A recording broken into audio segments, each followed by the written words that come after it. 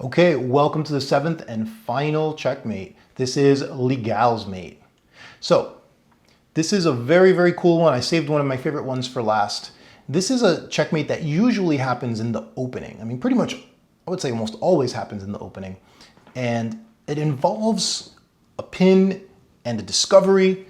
It's really cool. Let me show you. So the reason this is called Legal's mate, it's actually named after a French chess player whose last name was Legal. And this is the game that sort of inspired the name. So we're going to look at a lot of full chess games in this chapter because these are all super short games where this checkmate happens right in the beginning. This game is only 7 moves long. So e4, e5, knight f3, and now pawn to d6 is played. Okay, so at this point, white continues developing with bishop c4, hitting the f7 pawn. Keep an eye on that f7 pawn, very important. And now at this point, black plays bishop g4, and this is a move you'll see in tons and tons of games.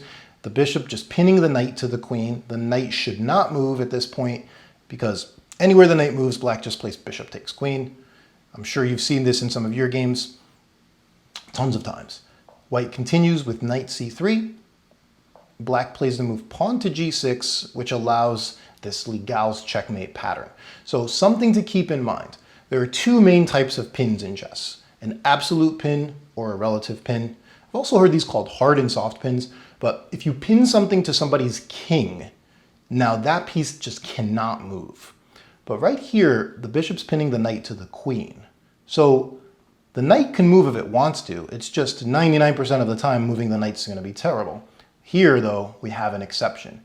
Check this out. White plays knight takes e5. So what's going on here?